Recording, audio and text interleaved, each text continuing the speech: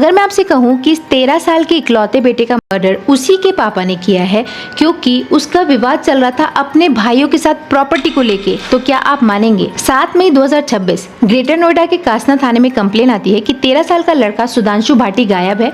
Police तुरंत अपनी टीमें बनाती है और सर्चिंग स्टार्ट करती है। पर सबसे पहले सुधांशु भाटी के ही फादर प्रदीप भाटी उर्फ पप्पी से वो क्वेश्चन पूछती है कि क्या आपकी किसी के साथ रंजिश है, आपको किसी पे शक है? तो प्रदीप भाटी बोलते हैं कि हाँ, मेरे भाइयों के साथ प्रॉपर्टी को लेकर मेरा विवाद चल रहा है, हो सकता है उन्होंने कुछ किया हो। उसके बाद पुलिस सुधांशु के जो फ्रेंड्स हैं जिसके साथ वो खेलता है उनसे पूछती है कि आपने अपने फ्रेंड को आखिरी बार किसके साथ देखा था? तो उसके जो फ्रेंड्स हैं वो बोलते हैं कि आखिरी बार हमने सुधांशु को उसी के पापा प्रदीप भाटी के साथ देखा था।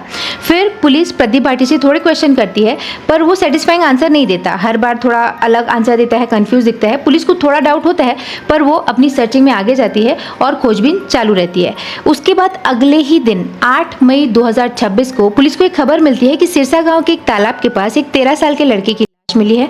आइडेंटिफाई करने पर पता चलता है कि वो सुधांशु भाटी है। उसके बाद पुलिस सीसीटीवी फुटेज निकालना चालू करती है। उसमें ये दिखता है कि सुधांशु आखिरी बार अपने पापा प्रदीप भाटी के साथ गया है एक डायरेक्शन में, पर उसके बाद प्रदीप भाटी अकेले वापस आया है और उसका बेटा उसके साथ नहीं था। फिर पुलिस कढ़ाई से प्रदीप भाटी से पूछताछ करती है जिसपे वो टूट जाता है। वो एक्सेप्ट कर लेता है कि हाँ, मैंने ही अपने बेटे का गला घोट किया है।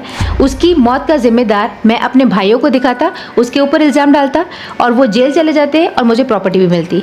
मतलब वो सिर्फ प्रॉपर्टी के लिए इस इंसान ने अपने ही इकलौते बेटे का मर्डर कर दिया।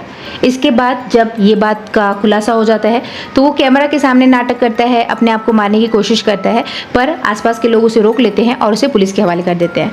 मतलब आज के ज़माने में इस तरीके के भी पेरेंट्स मिलते हैं और बहुत सारे ऐसे बच्चे भी हैं जो अपने पेरेंट्स का कर रहे हैं। तो मतलब आजकल रिलेशंस टोटली अनप्रेडिक्टेबल हैं। इस केस में ह्यूमैनिटी की बात करना is a waste of time. It's a clear case of psychotic behaviour. मतलब कोई इंसान प्रॉपर्टी के लिए अपने ही इकलौते बेटे का मर्डर भी कर सकता है। आपको यकीन होगा इस बात पे? आपकी क्या राय है इस केस के बारे में? मुझे नीचे कमेंट सेक्शन में लिखकर जरूर बताइएगा।